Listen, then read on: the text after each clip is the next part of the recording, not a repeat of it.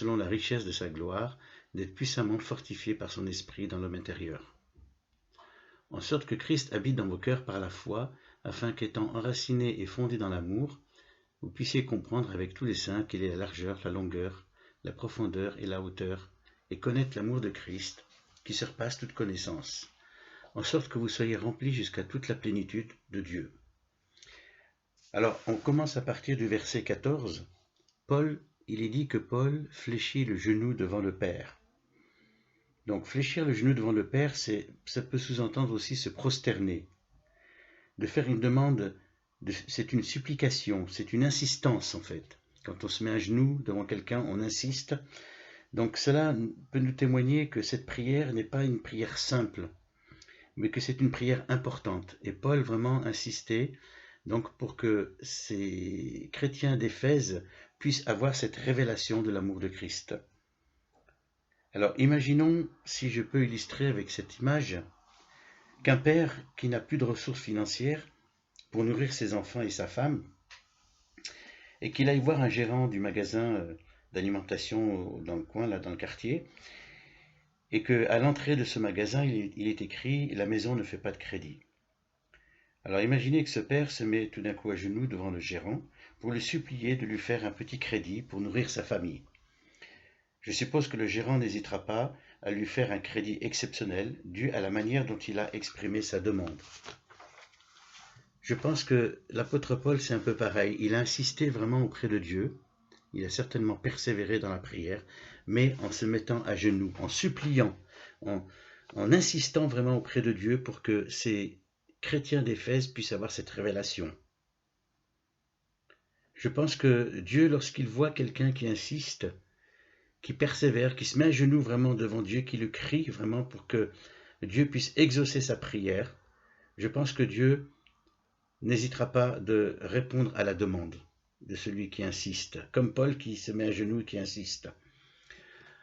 Nous pouvons lire aussi, prendre cet exemple dans Luc chapitre 11 verset 13, c'est Jésus qui parle, et il dit « Quel est parmi vous le père qui donnera une pierre à son fils s'il lui demande du pain? Ou s'il demande un poisson, lui donnera-t-il un serpent au lieu d'un poisson? Ou s'il demande un œuf, lui donnera-t-il un scorpion? Si donc méchants que vous êtes, vous savez donner de bonnes choses à vos enfants, à combien plus forte raison le Père Céleste ne donnera-t-il pas le Saint-Esprit à ceux qui lui le demandent? » Nous voyons dans le verset 15, Paul dit duquel tire son nom en parlant de Dieu, il tire son nom de toute famille dans les cieux et sur la terre. On voit qu'au travers de ce verset, l'apôtre Paul est conscient de la souveraineté de Dieu. Il souligne la souveraineté de Dieu, c'est-à-dire l'omniscience, l'omnipotence, l'omniprésence de Dieu, le Dieu éternel, un Dieu amour, un Dieu qui est lumière, qui a toutes choses et toute connaissance, que rien ne lui échappe, au point même que même nos cheveux sont comptés, comme il est dit dans Matthieu chapitre 10, verset 13, Matthieu chapitre 10, verset 30. Jésus dit « Et même les cheveux de votre tête sont tous comptés ». Et l'apôtre Paul vraiment exprime cette pensée de la souveraineté de Dieu au travers d'un autre verset, dans 1 Corinthiens chapitre 8, versets 5 à 6, où il dit « Car s'il est des êtres qui sont appelés Dieu, soit dans le ciel, soit sur la terre, comme il existe réellement plusieurs dieux et plusieurs seigneurs, néanmoins pour nous, il n'y a qu'un seul Dieu, le Père, de qui viennent toutes choses, et pour qui nous sommes, et un seul Seigneur Jésus-Christ, par qui sont toutes choses, et par qui nous sommes. » Dans le verset 16 et le début du verset 17, Paul dit « C'est afin que Dieu vous donne, selon la richesse de sa gloire, d'être puissamment fortifié par son esprit dans l'homme intérieur. » C'est le noyau de la prière en fait. Et la suite, il est dit « en sorte que Christ habite ». Et là on pourrait dire « en sorte que Christ demeure dans vos cœurs par la foi ». Oui, demeurer en Christ, c'est la chose la plus importante avant que nous soyons fondés et enracinés dans l'amour. Et c'est ce que dit Paul d'ailleurs. Il y a un lien qui dit « afin que vous soyez fondés et enracinés ». Mais avant d'être fondés et enracinés, il exhorte vraiment pour que ces chrétiens puissent connaître le Christ, qu'ils puissent demeurer dans le Christ, que Christ puisse demeurer en eux. Pourquoi? Parce que comme il est dit dans Colossiens chapitre 2, versets 9 à 10, il est dit « Car en lui, c'est-à-dire en Jésus-Christ, habite corporellement toute la plénitude de la divinité. » Il dit même « Vous avez tout pleinement en lui, c'est-à-dire même l'amour en lui, qui est le chef de toute domination et de toute autorité. » Et Paul aussi, dans l'évangile de Jean, Jésus dit « Demeurez en moi, et je demeurerai en vous. » Comme le sarment ne peut demeurer de lui-même, porter du fruit, s'il ne demeure attaché au cep. Ainsi vous ne le pouvez non plus, si vous ne demeurez en moi. Je suis le cep, vous êtes les sarments. Celui qui demeure en moi, en qui je demeure, porte beaucoup de fruits, c'est-à-dire la révélation de l'amour de Dieu, la joie, la paix, la sagesse, la force, tout ce qui vient de Christ. Car sans moi, vous ne pouvez rien faire. Et au verset 17, il dit « afin ». Donc, avant de pouvoir chercher l'amour de Dieu, chercher à comprendre l'amour de Dieu, ou à demander que Dieu nous donne son amour, ou autres comme la patience, la bonté, la sagesse, Paul nous encourage vraiment à avoir cette révélation du Christ avant tout, afin que Christ vienne habiter en nous pleinement. Et parce que Christ vient habiter pleinement en nous, alors afin qu'on soit enraciné et fondé dans l'amour, et que nous puissions comprendre avec tous les saints quelle est la largeur, la longueur, la profondeur et la hauteur, et connaître l'amour de Christ. Là, Paul nous encourage vraiment à demeurer en Christ pour être enraciné, pour être fondé, pour comprendre, pour connaître l'amour de Christ. L'amour de Christ qui surpasse toute connaissance, en sorte qu'on soit rempli jusqu'à toute la plénitude de Dieu. Je vais vous lire un petit texte qu'un pasteur a porté lors d'un message, et il a parlé de l'amour de Dieu, et il a parlé de la largeur, la longueur, la profondeur et la hauteur de l'amour de Christ. Donc je lis, il parle de la largeur de Dieu. Cet amour s'étend à tous les hommes.